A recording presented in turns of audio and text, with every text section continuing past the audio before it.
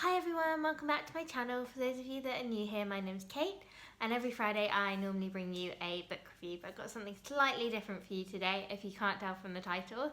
And I know I've got a few new subscribers in the last week, so thank you so much for subscribing. It means the world to me. It warms the cockles of my cold little heart. So I hope you enjoy the content that I'm creating for you. And so today I thought I'd do a roundup of all the books I've read in February for you. So I'm just doing books in this video that I haven't done book reviews on. There's a couple of others that I read this month that I've already done book reviews on, so I'm not going to rehash those. So these are just ones that I've read this month but haven't had their own book review yet. That's not to say that they might not have their own book review. Just putting that out there. So one of the first books I read this month was Sex and the City. I reread this book because I was doing a series on Sex and the City for my blog, which I will link to below if you want to go and check that out. That would again warm the cockles of my cold little heart and just mean a lot to me. So yeah, I started reading this because I was doing a series on Sex and the City, the TV show, and kind of a feminism thing, but oh my god, I forgot how awful this book is. It's so bad. It's really depressing as well. Actually, the first time I read this book was on holiday in 2006 or 2007.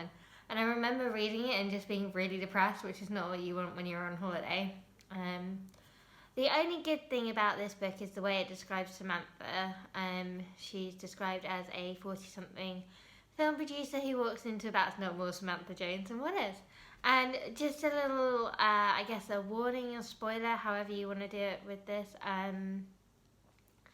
You're not going to find kind of Carrie, Charlotte, Samantha and Miranda the same way in the book as you find them in the TV show.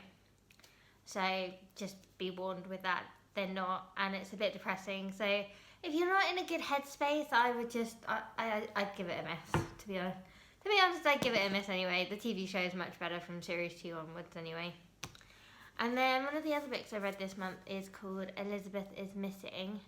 Now this is a really interesting one. It is a, it's kind of a whodunit, but the lead character in it, who isn't Elizabeth, is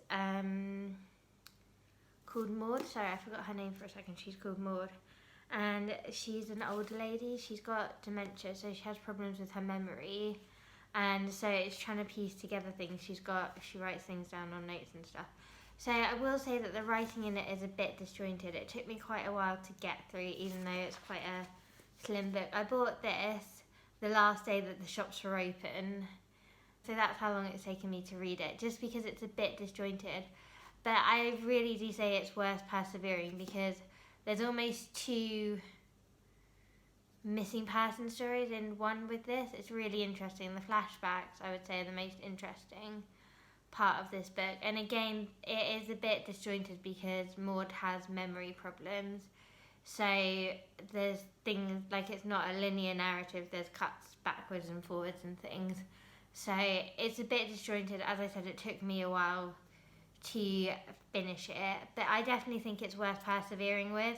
I really enjoyed it in the end, even if it's not the easiest read to begin with. Strange Magic. So this one isn't one I would normally have picked up. This is one that one of my lovely friends sent to me, and it took me a while to read this one as well because it's a bit of a long book. It's not one I would have normally picked out, and I think this one is going to have a review of its own because it's the first one of the series. I need to get the rest of the books in the series now. I am hooked. It's really interesting. So I can tell you that it's based on some Essex witch folklores from I guess they're folklores, I guess history of some Essex witch trials, and the most famous one is called Ursula Cadence. Yeah, Ursula Cadence in the 1500s, and it's a really interesting story. The story itself is based on a real witch, and some of the things that happened in it, or some of the things that are written in it, happened in real life. So it's really interesting. I didn't even know that there were witch trials in the UK in the 1500s. Like, I didn't really know anything about that. I've been to Salem in Massachusetts. I went down when I was staying in Boston. I went for the day. And I thought it was really interesting. I went to all the witch museums there. I saw everything about the witch trials, not knowing that there was loads of stuff going like on 2 hours down the road. I flew across the bloody ocean when I could have just driven 2 hours down the road to Essex and found out a bit more.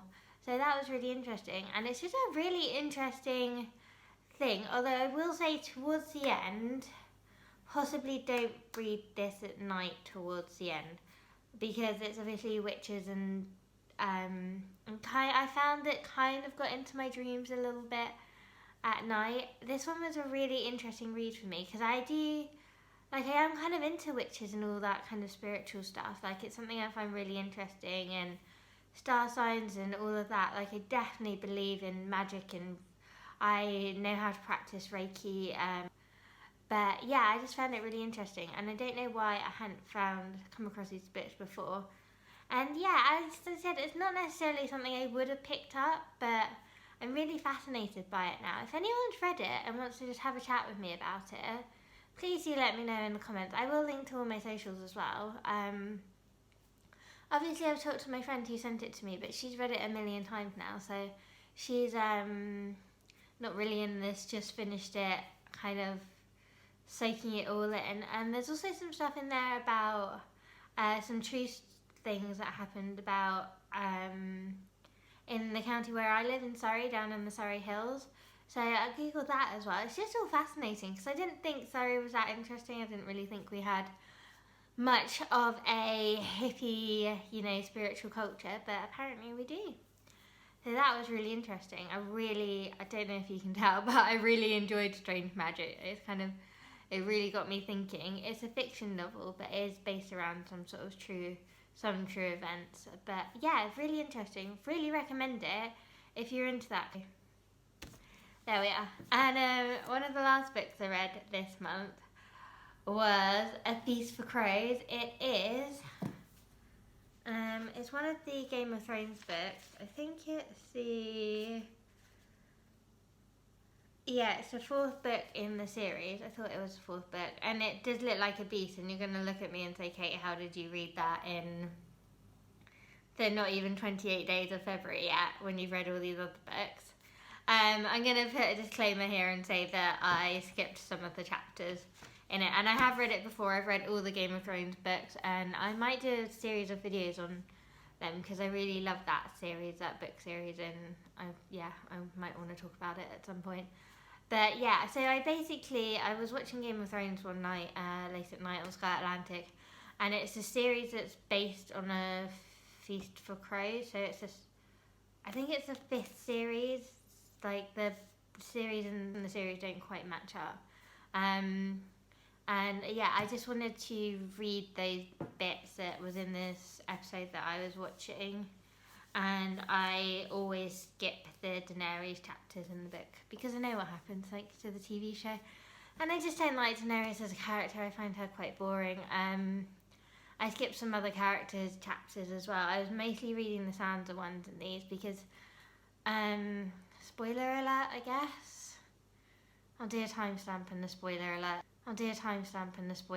Spoiler alert. Sansa's story in the TV show is very different to her stories in the book. So I just wanted to go back and remind myself what was actually happening with Sansa in the books.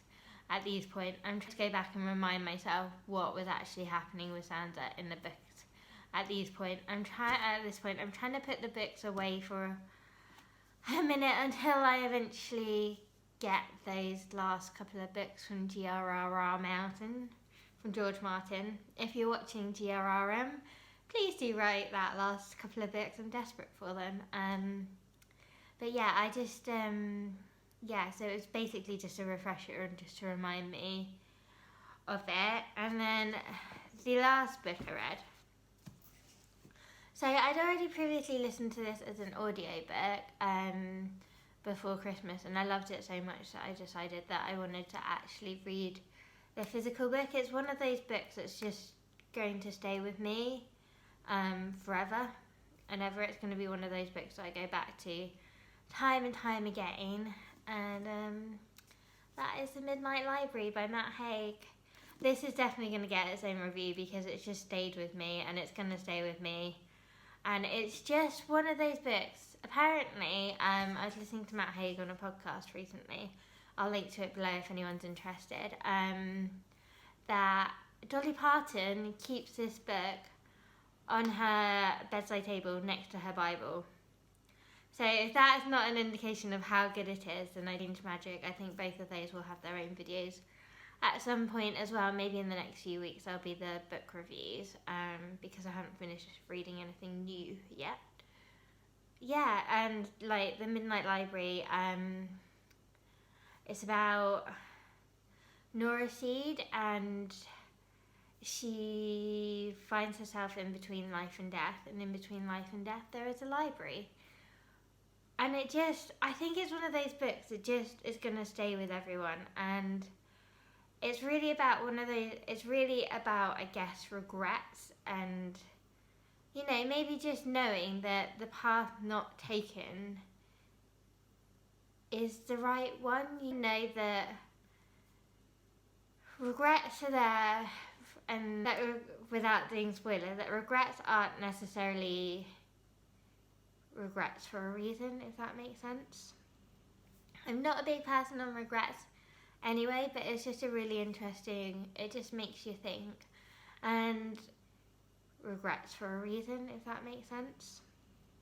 So those are all the books I've read in February, along with One August Night, and I finished the 7 Deaths of Evelyn Hardcastle at the beginning of February. So I've done quite a lot of reading this month, so I'm pretty proud of myself in that. Hopefully I'll be able to read some more in March, and I will see you next week.